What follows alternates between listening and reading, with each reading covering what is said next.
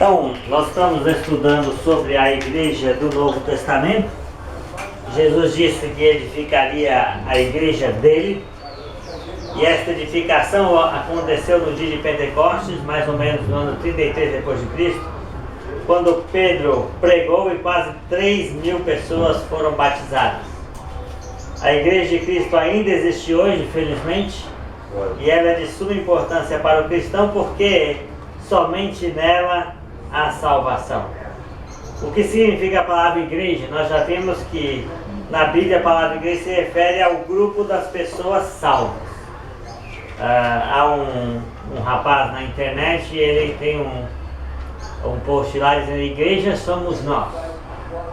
O correto seria dizer: igreja são os salvos.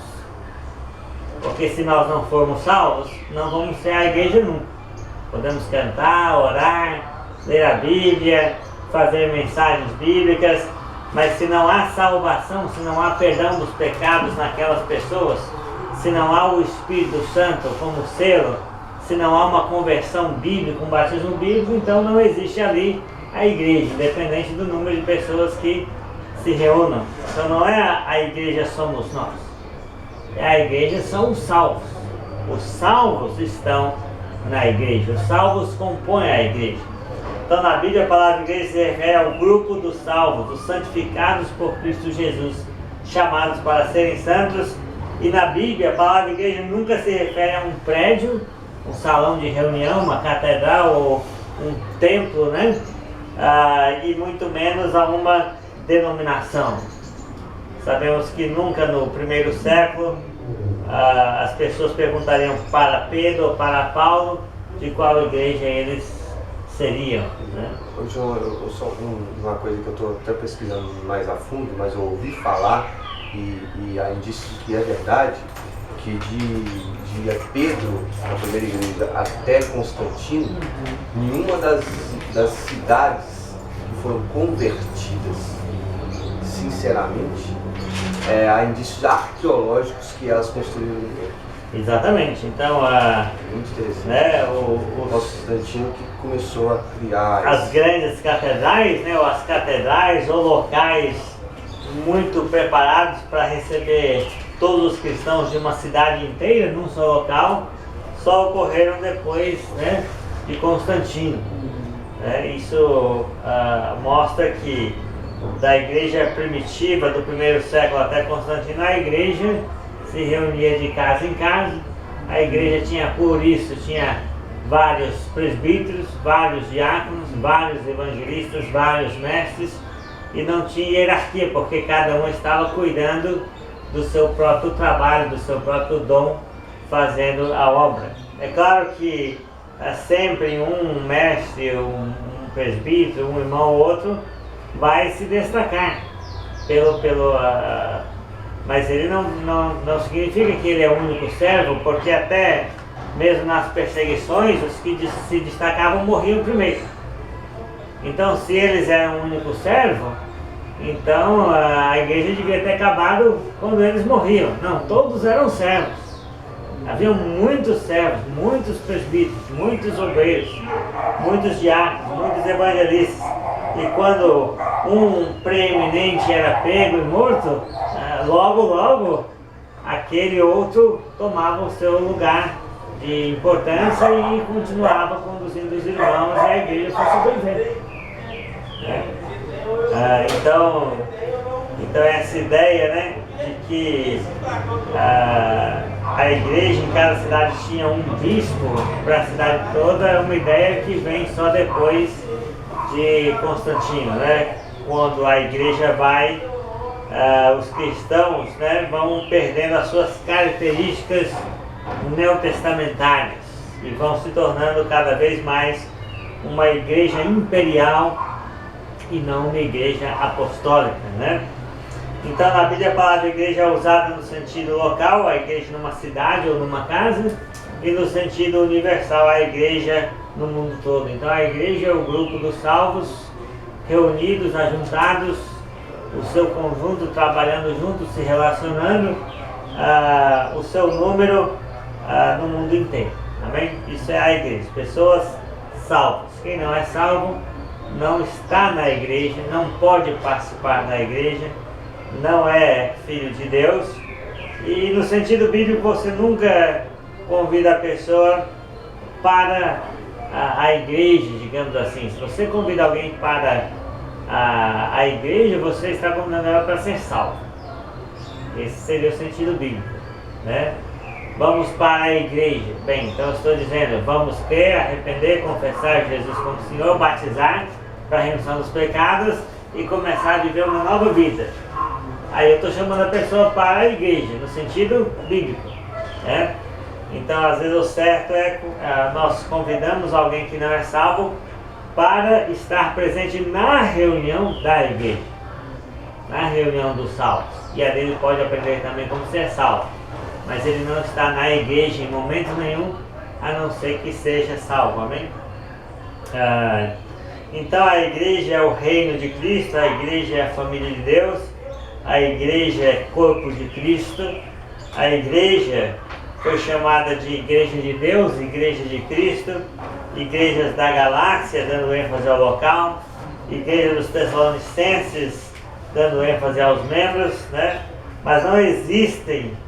A igreja que Jesus edificou não usou um nome próprio. Deus não denominou a sua igreja de nada. Os títulos descritivos mostram apenas como Deus se relaciona com o seu povo e o que a igreja é, o que a igreja faz. Amém? Então existem outras descrições da igreja de Jesus no Novo Testamento, mas nenhuma descrição pode ser usada como um nome específico, porque a igreja que Jesus edificou nunca usou um nome específico, um nome próprio, né? Então, se Deus, Jesus e os próprios apóstolos, quando, pelo Espírito Santo edificaram a igreja de Jesus, no princípio, se Deus, Jesus, os apóstolos, guiados pelo Espírito Santo, nunca deram um nome para a igreja, então nós não podemos ter a ousadia, de fundar a nossa própria igreja, muito menos de pôr um nome ou designar ela por um nome não bíblico, um nome que nós inventamos, que nós achamos bonito, Então sabemos que a igreja de Cristo não é, nunca foi e nunca será uma denominação religiosa humana, porque começa não tendo nome humano sobre ela, amém? Apenas os nomes de Deus, que indica posse, igreja de Deus, a igreja é possessão de Deus, igreja de Cristo, a igreja é possessão de Cristo, amém? E fora isso não somos igreja de mais ninguém, então nós sabemos que o relacionamento entre Cristo e a igreja é íntimo. Então quem não entende Cristo jamais entenderá a sua igreja. Às vezes a pessoa não entende bem Jesus, o que ele veio fazer, o seu propósito aqui no mundo, e a pessoa também não entende a igreja de Jesus. Então às vezes o que menos se fala nas denominações é de Jesus. Se fala de tanta coisa, mas não se fala de Jesus. Se fala até de uma expulsão de demônios, se fala de uma experiência, de uma cura, de uma bênção recebida, mas Jesus mesmo como o centro da mensagem, ele não aparece. Então, o problema é, será que eu posso compreender Jesus completamente sem compreender a sua íntima relação com a igreja? Biblicamente não. Então eu só posso compreender a igreja de Jesus se eu tiver pleno conhecimento da pessoa de Jesus, amém? Porque o relacionamento entre Cristo e a sua igreja é um relacionamento íntimo. Quem não entende a igreja talvez não entenda Cristo, e quem não entende Cristo talvez não vai entender a igreja, porque os dois são parte um do outro, amém? A igreja é a esposa de Cristo, é a noiva de Cristo, não é isso que a Bíblia fala? Então a igreja é importante, a igreja é corpo de Cristo, Cristo é o cabeça, então não tem como você mutilar isso, separar isso, então você tem que entender tudo em conjunto e a sua importância. E eu costumo dizer que a igreja, baseada em Efésios 5, 22 a 33, é o resultado da morte de Cristo. Cristo morreu para que a igreja existisse. Cristo morreu para apresentar um povo a si mesmo, zeloso e boas obras, né? Cristo morreu para que a sua igreja fosse santa, gloriosa e sem defeito. Então, se você olhar, a igreja está intimamente ligada à morte de Jesus. Então, quem despreza a igreja, no final de contas, não sabe que vai estar desprezando é a morte de Jesus. Porque foi a morte de Jesus que originou a igreja dele. Amém? Então, o relacionamento entre os irmãos na igreja deve ser um relacionamento de amor, não de interesse, né? Amor genuíno, preocupação genuína, cuidado genuíno, nunca de interesse pessoal e muito menos de inveja ou de competição. Amém? Então, por isso que a gente tem que sempre deixar o ambiente da igreja o mais simples possível. Porque se a gente inventa muita coisa, né, nós vamos criar um ambiente onde vai despertar inveja, vai despertar competição, vai despertar interesse e exploração, né? Então nós temos que fazer as coisas de uma maneira que possibilite que o principal seja vivido, que é o amor entre os irmãos. Amém? E como uma pessoa entra na igreja, desde que a igreja é o conjunto das pessoas que são salvas por Cristo, né? Numa cidade, numa casa ou no mundo inteiro, desde que a igreja é o conjunto dos salvos, então a pessoa entra na igreja quando ela passa pelo processo de salvação. Ou se você preferir a palavra, conversão. Então o plano da salvação tem que ser obedecido completamente em todos os seus passos. Crença, arrependimento, confissão. Mas é no ato do batismo que a pessoa recebe a salvação e o Senhor acrescenta a pessoa à igreja dele. Então já falamos que a igreja é de Jesus, então é Ele quem acrescenta a pessoa à igreja dele quando essa pessoa é salva por Ele. Então tem alguma igreja que o homem pode escolher para si? Não. Ele não tem essa opção. Deus não dá a opção de muitas igrejas para o homem e ele escolhe a que ele achar melhor ou a que é mais perto da casa dele. Não. A igreja não é opção humana, ela é pré-determinação divina. Estar na igreja de Deus é parte do eterno propósito de Deus para os salvos. Então a igreja é de Deus, né? Então é Deus que acrescenta a pessoa à igreja dele, é Jesus quem acrescenta o salvo no corpo dele e nós não temos opção, né, a qual igreja pertencer, porque Jesus já tem a igreja dele e quem é salvo por ele pertence a ele. Amém? Então as responsabilidades do cristão para com a igreja é perseverança na doutrina dos apóstolos, nós sempre respeitando as 4 linhas do campo divino, né? Nunca saindo das 4 linhas. Daniel joga futebol, então ele sabe que quando a bola sai das 4 linhas da quadra do campo, não está valendo mais nada, né? Então as 4 linhas são os limites. Então as escrituras, em especial o Novo Testamento, são as nossas 4 linhas. Nós temos que fazer a vontade de Deus dentro dessas 4 linhas. O que sair fora não está valendo. Não vale nem para Deus, então também não vale para nós. Então, nós estamos respeitando os limites que Deus nos determinou. Amém? Na sua palavra, né? Então, nós não ultrapassamos aquilo que está escrito. Nós não ultrapassamos os limites que o próprio Deus nos determinou. Lembra que um apóstolo, como Paulo, Pedro, eles eram inspirados pelo Espírito Santo. Mas eles tinham que fazer o que Deus queria. Eles não podiam ter uma ideia e começar a implantar aquelas ideias deles. Porque eles eram homens inteligentes, sábios, e começar a misturar a sua opinião com a direção do Espírito Santo. Não, isso não aconteceu. Eles mesmos se delimitavam ao que Deus tinha prescrito. e não ousavam ultrapassar o que estava escrito ou determinado por Deus.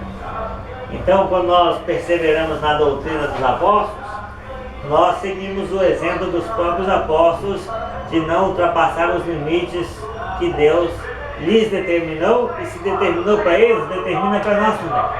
Lucas, não posso colocar essa coisa? Não tem muita diferença aqui não, João. Questão de barulho, não tem muita diferença não. E ele tá quebrado. Vamos gravar primeiro o som lá de fora, depois gravamos a aula aqui de dentro.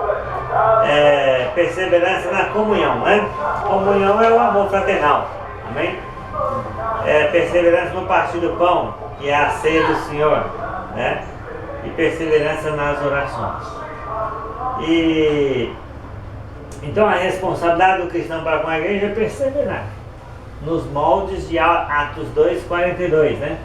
Na doutrina dos apóstolos, na comunhão, no partir do pão e nas orações. Se nós fizermos isso, vamos estar na igreja dele. Amém? Falamos quantas igrejas Jesus estabeleceu, né? Então, no mundo inteiro, Jesus só estabeleceu uma igreja. A igreja só pode ser composta de congregações locais ou igrejas locais. A igreja de Deus numa cidade ou numa casa. Fora isso, não existe nenhuma outra subdivisão para a igreja.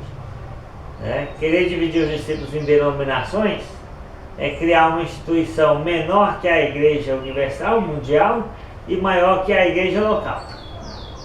Aí você atrapalhou tudo. Porque Jesus tem uma igreja no mundo inteiro, e esta é composta por congregações locais em cada cidade. Igrejas locais, que são, na verdade, a mesma igreja.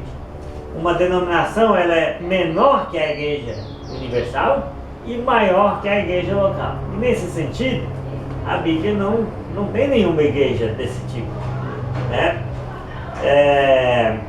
Bem, e você nunca vê uma igreja controlando, né, a vida de outras igrejas no Novo Testamento. Ou seja, a igreja de Antioquia não controlava, né, as igrejas na Galácia. Cada uma ia prestar conta a Deus, mas todas faziam parte do mesmo corpo. Amém? Então, quantas igrejas Jesus estabeleceu? Uma só. Há um só Senhor, uma só fé, um só batismo. Há um só corpo e um Espírito, como também foste chamados numa só esperança da vossa vocação. Há somente um Deus, que é Pai de todos, está sobre todos e age por meio de todos. Então é simples assim, como o Daniel costuma dizer.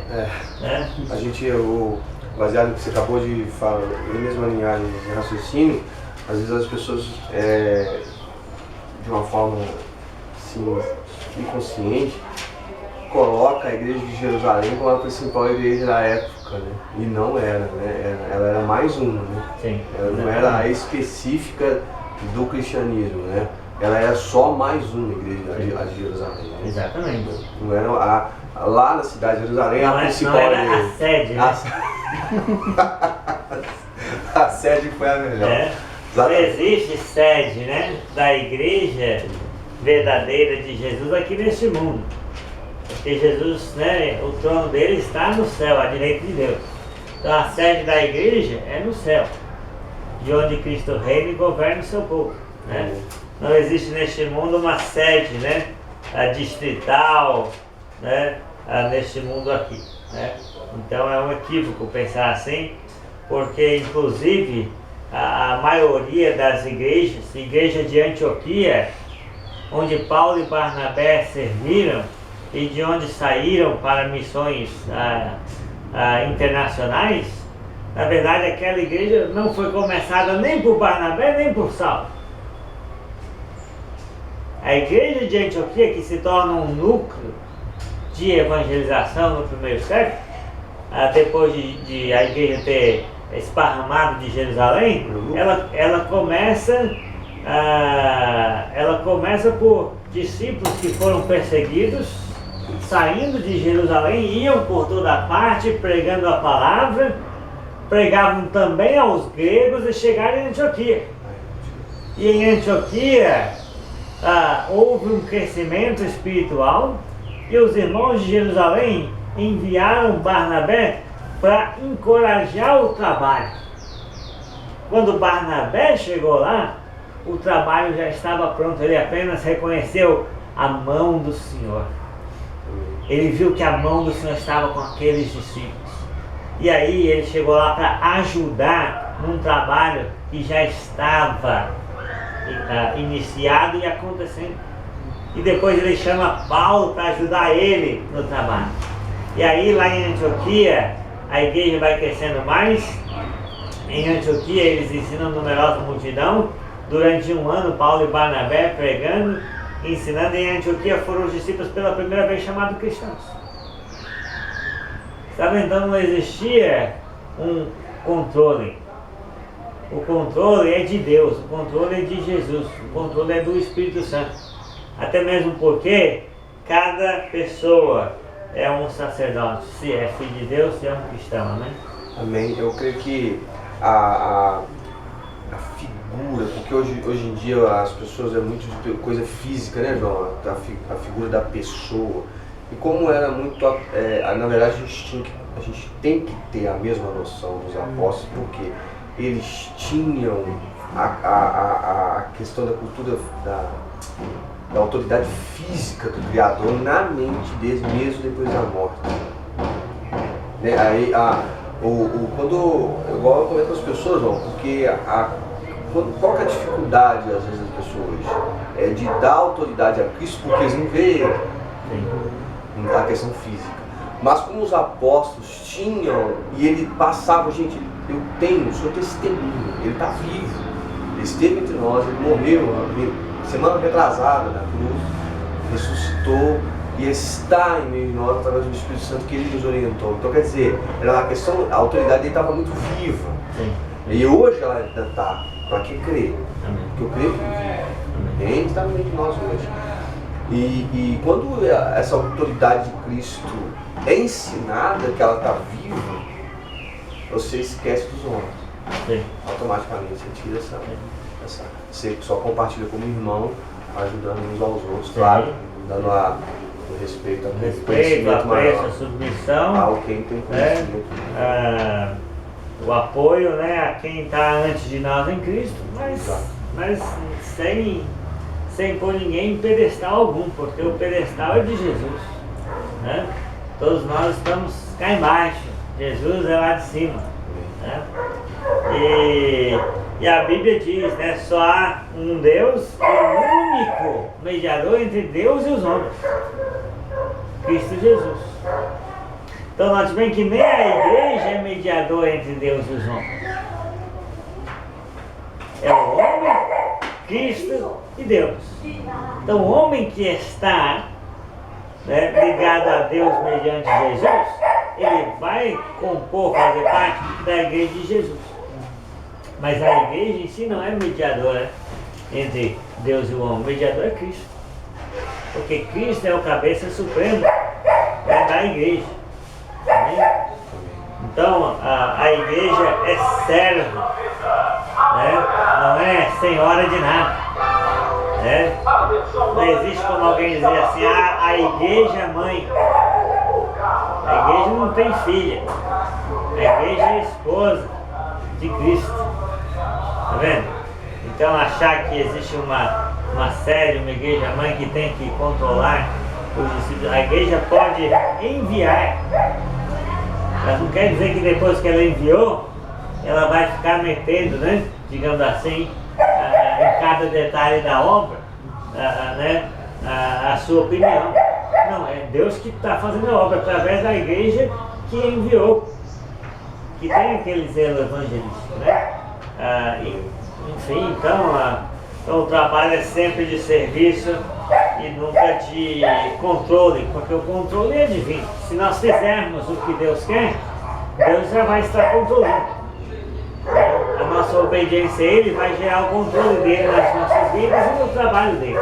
Amém? E a vontade de Jesus para a igreja está em João 17, 20 e 21, onde Jesus diz: não rogo somente por estes, mas por aqueles que vierem a crer em mim por meio da sua palavra, que sejam todos um, como és tu, Pai, em mim e eu em ti, também sejam eles em nós, para que o mundo creia que tu me enviaste. Então, note bem que às vezes as pessoas comentam, né, que é bom existir várias igrejas, porque cada um pode seguir a Deus da forma que achar melhor. Como é que a pessoa sabe o que é bom?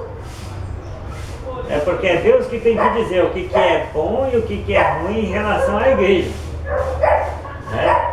Então nós sabemos qual é a vontade de Jesus para a igreja, lendo a sua oração pelos discípulos em João 17, 20, 21.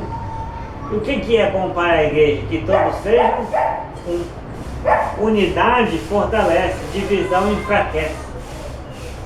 Mas não é unidade baseada no homem, vamos respeitar o Papa. Aí ele vai nos dar uma solidificação. Vamos respeitar o sínodo da cidade e tal. Isso vai nos dar uma fortaleza. Não, isso na verdade é dividir. Então a unidade é baseada no quê? Na palavra. A pessoa crê na palavra, pela palavra vai ser unida, e vai ser unido como Deus e Jesus são um, nós vamos ser um nele. E o resultado da unidade da igreja é a conversão do mundo. Quantas pessoas querem ser cristãos, mas estão tão confusos sobre qual a igreja pertencer, que ainda não segue Jesus direito. Né? Nem segue Jesus ainda, porque o mundo religioso é confuso. Como é que ele vai numa igreja se é a outra que pode estar certa? Né? Então é uma coisa que para quem está no denominacionalismo não sente, mas para quem está fora e queria seguir um Deus de verdade, com sinceridade, é uma difícil tarefa discernir toda essa confusão e achar o caminho verdadeiro. Então Jesus diz, para que o mundo creia que tu me enviaste. Então facilitaria muito a evangelização mundial se todas as pessoas que dizem que são discípulos de Jesus fossem unidas nele e da forma dele e na doutrina dele. Amém? Então o denominacionalismo ele é antibíblico porque ele se opõe à oração de Jesus. Ele diz que não, os discípulos de Jesus não precisam ser um. Eles podem ser divididos em diversas corporações religiosas que não tem problema. E a oração de Jesus não é essa. Que todos sejam um. E não é uma unidade superficial. Né? É uma unidade como Deus e Jesus são unidos. Uma unidade integral, de pensamento, propósito e ação. Agora, é fácil saber que o mundo evangélico não é unido nessa unidade que Jesus orou, porque eles pensam da mesma forma? Não, claro que não, cada um pensa de um jeito. Está vendo? E eles têm as mesmas atitudes? Não, cada um tem uma atitude diferente. Está vendo? Então não é essa unidade que eles pensam ter, é falsa e superficial. Porque quando você convive com denominações evangélicas, você sabe que veladamente um fala mal do outro, critica o outro. Mas nunca diz que não é totalmente, que não é de Deus, porque ele também não sabe se ele é. Porque ninguém sabe quem é. Então fica uma coisa muito contraditória, né? No mínimo. Então às vezes as pessoas confundem união com unidade. Unidade é diferente. União, você pega dois gatos, amarra um no rabo do outro, coloca num arame, num varal, né? De roupa. Você vai ver dois gatos unidos, mas se engalfiando, tentando sair dali. Você tem uma união, mas você não tem unidade. Né? Um casamento onde tem união, os cônjuges estão ali unidos só às vezes por causa de uma casa, porque não tem para onde ir. Ou por causa dos filhos que são pequenos e tem que criar, senão os meninos vão ficar desamparados. Mas no casamento onde tem unidade, os dois pensam iguais, na maioria das coisas, têm os mesmos objetivos e têm as mesmas atitudes que contribuem para a harmonia daquele lar. Isso é unidade. Está vendo que os conceitos de união e unidade são coisas diferentes, né? Tem muita gente que é unido, mas isso não quer dizer que tem unidade, né? Então o mundo religioso pode ser unido em alguns aspectos, mas nunca terão a verdadeira unidade pela qual Jesus orou, se não abandonarem as suas coisas próprias e aderirem todas as coisas de Jesus, as coisas de Deus, as coisas da palavra, que pode unir todo mundo, né? Então, Lucas, chegamos naquele ponto, né, que nós paramos na última aula, sobre o que a Bíblia diz sobre a divisão na igreja. Então vamos ler de novo Atos 20, versículo 28 a 31. Essa Bíblia. Porque a linguagem dela é diferente. Né? Atos 20, 28 a 31. Atos 20, 28 a 31. Atendei por vós e por todo o rebanho sobre o qual o Espírito Santo vos constituiu bispos, para pastoreardes a igreja de Deus, ao qual ele comprou com seu próprio sangue. Eu sei que depois da minha partida entre vós penetrarão lobos vorazes, que não pouparão o rebanho, e que dentre vós mesmos se levantarão homens falando coisas pervertidas para arrastar os discípulos atrás deles. Portanto, vigiai, lembrando-vos de que, por 3 anos, dia e noite, não cessei de admoestar com lágrimas a cada um. Muito bem. Então nós tivemos aí que Paulo chamou os presbíteros, né? Os irmãos mais velhos, responsáveis por cuidar e pastorear o rebanho na cidade de Éfeso. No seu discurso de despedidas, ele faz um alerta. Ele diz: cuida da sua própria vida espiritual, cuida da igreja, vigiem, fiquem alertas. Por quê? Porque eu sei, eu tenho certeza que essa união que a igreja vive, que essa unidade que a igreja vive, não vai durar para sempre. Paulo disse: eu sei que depois da minha partida, quer dizer, depois que ele saísse da cidade ou depois que ele morresse, fosse para o céu, fosse para o paraíso, né? Então a partida dele aí pode ser, né, entendida de duas formas, porque ele talvez não pretendesse voltar a Éfeso, né? Ele queria fazer outros trabalhos em outros lugares, mas o ponto é, né, que ele, a gente sabe que as coisas que ele está falando vão acontecer depois da morte dos apóstolos. Então ele diz: depois da minha partida penetrarão no meio de vós lobos vorazes, que não pouparão o rebanho. Então nós vemos que ele está dizendo que as pessoas de falsas religiões, sem conversão verdadeira, iriam penetrar no meio dos discípulos de Jesus, só para abusar do amor, né, da generosidade, do carinho deles e começar a manipulá-los. Está vendo? Então a igreja seria atacada por fora. Mas Paulo dá outro alerta pior e mais grave. Ele diz: e que dentre vós mesmos, presbíteros da igreja de Cristo, e que dentre vós mesmos se levantarão homens falando coisas pervertidas. Deixa eu dar um parênteses, acho que é tão maravilhoso. Continuando a leitura, eu estou lembrando dos momentos denominacionais. Quando um pastor ia para um outro lado, ele escolhia alguém e passava um som de pastor para o camarada, né? E deixava a igreja aos cuidados daquele homem. Hoje, agora, igual recentemente, um amigo meu, eu gosto muito dele, ele é pastor, mas ele está em Panápolis e ele vai deixar o Afonso como pastor. Então vai passar o som do pastor, né? Aí você vê no 32, aí você vê com o Paulo. E agora eu os entrego aos cuidados de Deus e da palavra da sua graça. Amém. Olha que maravilha. Ele não fala assim: eu vou deixar um cara aqui, um homem aqui, agora aqui. Ele que vai ser o responsável. Vamos ver se vocês não vão desviar. Né? Que pensa, né? A responsabilidade de não desviar é de cada um de nós. Exatamente. Que já tem a palavra. E agora, partir de agora, depois desse período, igual talvez de morte, Não tem de viagem, controle. Tem controle eu vos Deus. entrego aos cuidados de Deus, no versículo Tem 31. controle humano, né? E da palavra de sua graça. Não. A palavra do Senhor. Nossa, que maravilha. Porque a palavra não muda. O que muda tem que ser nós. Que maravilha. A palavra não vai mudar. Nós não podemos mudar a palavra. Nós temos que usar a palavra para mudar nossas vidas. Mas se nós mudarmos a palavra, somos perdidos. Mas se nós nos submetermos à palavra, estamos submetidos ao Senhor. O Senhor que está cuidando de nós. Então a responsabilidade de não desviar é nossa, como era daqueles presbíteros para quem Paulo dizia, né? E esse é um ponto importante, né?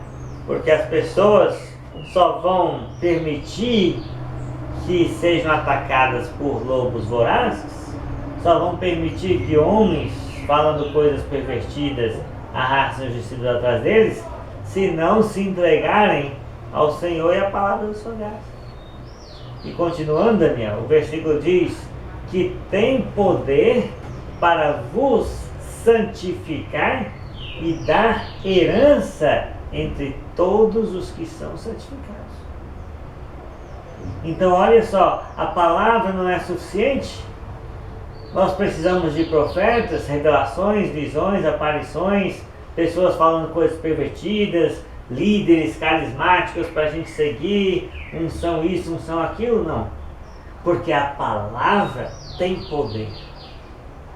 Poder de nos fazer pessoas piedosas, que vivem da maneira que Deus quer que nós vivamos, que cuide da nossa família da maneira que Deus quer que nós cuidemos, que sejamos homens honestos, irrepreensíveis, que possamos brilhar como luzeiros do mundo, no meio de uma geração pervertida e corrupta, a gente viver como filho de Deus. Quem que vai fazer isso? A palavra.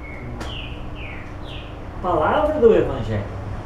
E no final nós vamos ter o céu, por causa da palavra. Os presbíteros também, se forem fiéis. Se não forem, né, então sofrerão a condenação. Mas a palavra é que tem o poder, não é os presbíteros. Sabe por que os presbíteros não têm o poder? E por que nós não podemos confiar 100% em homens ou na direção de homens?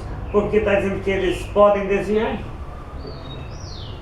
Paulo está dizendo para homens que receberam a imposição em mãos deles no ato do presbitério que iriam exercer, que eles tinham que cuidar deles mesmos. E hoje homens que recebem posição de irmãos de quem nem é apóstolo verdadeiro, será que não vão desviar? Já são desviados, na verdade. Então nós não podemos confiar em homens, né? Que aquele concílio de homens, que aquelas pessoas vão tomar a decisão certa para a igreja, né? Que eles vão decidir que o Espírito Santo vai cair lá e tudo que eles reuniam, porque Deus vai carimbar a decisão deles. Não existe isso, porque eles podem se levantar e falar coisas pervertidas e arrastar os discípulos atrás deles. Então eles que têm que ficar espertos em continuar submissos ao Senhor e à palavra da sua graça. Amém? Então a divisão, note bem aí, Atos 20, versículo 28 a 31, a divisão foi prevista pelos apóstolos. É claro que existem outras passagens, outros contextos que Pedro também previu, né? O próprio Jesus falou também, nós vamos usar uma passagem aqui daqui a pouco, mas a divisão foi prevista. E o mundo religioso, especialmente, né, o mundo religioso evangélico, eles vivem como se essa divisão não tivesse acontecido. Eles vivem como se não existissem divisões religiosas.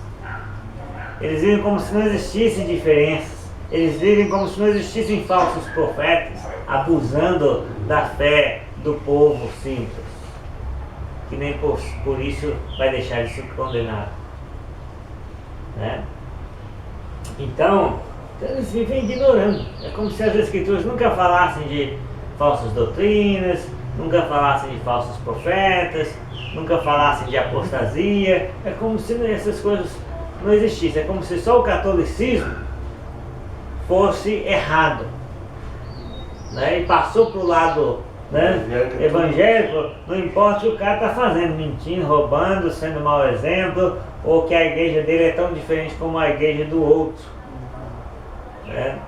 Então é como se os olhos estivessem fechados para as advertências que a Bíblia dá sobre manter a unidade original e não desviar para uma pluralidade de denominações ou grupos sectários do cristianismo, e é como se nós estivessemos advertentes contra falsos profetas, falsos ensinos.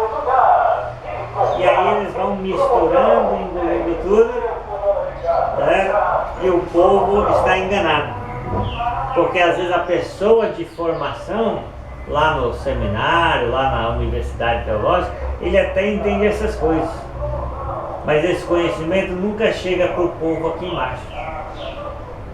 O que faz com que, né, quem é realmente de má índole, né, no mundo religioso se aproveite da situação. Mas o ponto nosso aqui é o seguinte: dizer que a divisão foi prevista, né? E como não podia deixar de ser, porque Deus, sendo onisciente, né, ele podia mostrar o futuro, né, com a intenção de nos advertir para que, né, cada geração pudesse evitar essa tendência a desvio, a divisão, né? Então Paulo disse que a igreja seria atacada por dentro e por fora, não é isso? Ou seja, alguns iriam arrastar os discípulos atrás deles.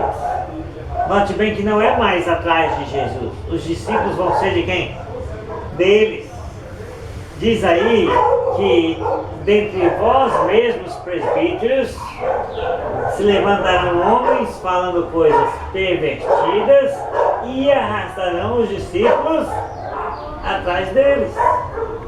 Não é interessante hoje em dia quando uma pessoa religiosa encontra outra e pergunta assim: quem que é o seu pastor?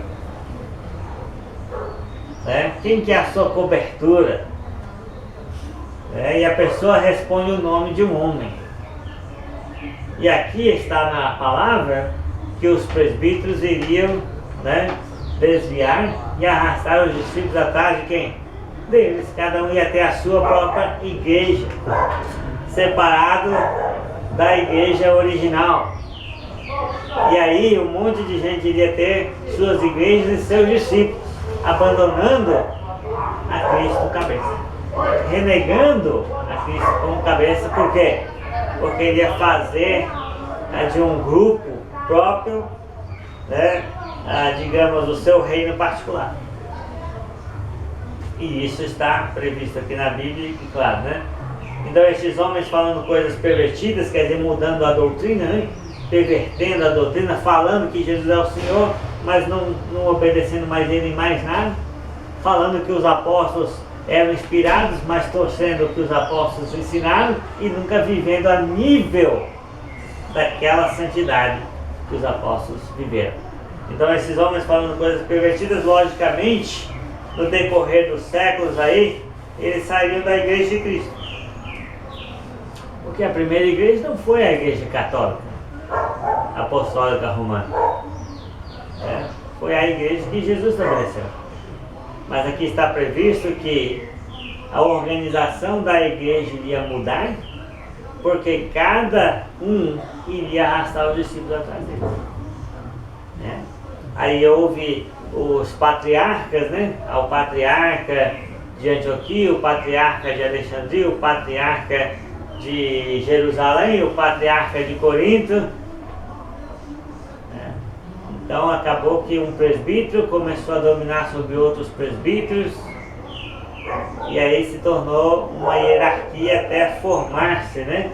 Uma hierarquia maior, né? Com a sede em Roma.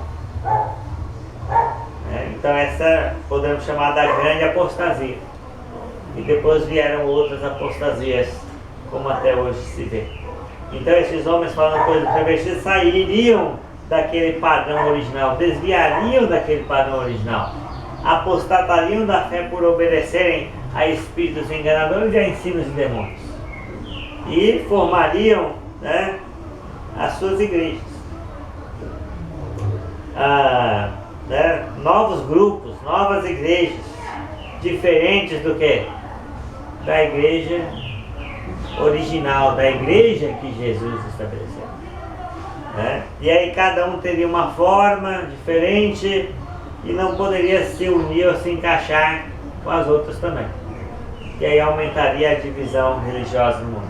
Então estas igrejas seriam igrejas de homens, com doutrinas de homens, mas sem um Salvador, porque Jesus se entregou somente pela igreja dele. Amém? Efésios 5, 23 a 25 diz que as mulheres devem ser submissas a seus próprios maridos, como também a igreja deve ser submissa a Cristo, porque Cristo é o cabeça da igreja, ele se entregou pela igreja e ele é o salvador do seu corpo. Então a Bíblia toda só fala de uma igreja, né? Então como é que nós vamos falar de mais? Então Jesus se entregou somente pela igreja dele. Jesus não fez a igreja do fulano de tal. Ele fez a igreja dele. Será que ele vai salvar a igreja do fulano de tal? Um monte de gente segue aquelas doutrinas que o homem inventou. Jesus agora é obrigado a salvar eles também. Uma doutrina diferente da sua. Então, Satanás fez bem em dividir a igreja, né? Porque no final cada um vai ser salvo do seu jeito. Então não é. Então se a divisão for boa, então Satanás vai se tornar o facilitador da salvação mundial. E não é verdade. A divisão não é divina. A divisão é humana. O reino dividido já dizia. E Jesus já disse isso. Um reino dividido contra si mesmo não pode subsistir. Você lembra que Mateus 15, 12 a 14, Jesus disse a seguinte parábola, né? Ele disse para os fariseus que comessem a lavar as mãos não contaminava o homem, e que o que entrava no coração é que contamina o homem, porque saía pela boca e mostrava quão ruim era o coração humano, e que eles deviam preocupar com a pureza do coração e não com a pureza das mãos, né? E os discípulos chegaram para Jesus e disseram: sabe que os fariseus se escandalizaram com as tuas palavras? E Jesus disse: toda planta que meu Pai Celestial plantou, não plantou, toda planta que meu Pai Celestial não plantou será arrancada pelas raízes. Deixai-os, são cegos, guias de cegos. Ora, se um cego guiar o outro, os dois cairão no barranco. Então o que isso tem a ver com a igreja que Jesus estabeleceu e com os sucessivos desvios para a igreja de homens, com doutrinas de homens que não têm o mesmo Salvador original, que é Jesus, que se entregou somente pela igreja dele? Bem, primeiro que existe uma igreja que Deus plantou no mundo, e é a igreja que se encontra nas páginas do Novo Testamento.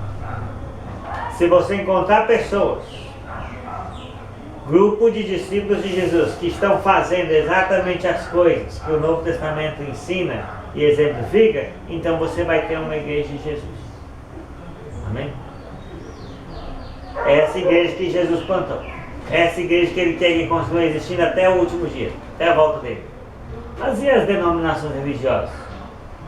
Foi ele que plantou ou elas são resultados de apostasias, de desvios da doutrina original, da sua palavra, de sistemas políticos, de acontecimentos históricos, ou da vontade de homens que de repente sonham uma noite e no outro dia fundam um movimento religioso esquisito?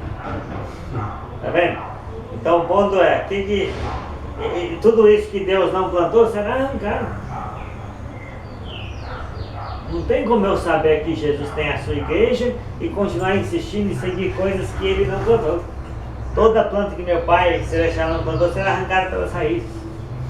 Quando Deus fez a nação de Israel,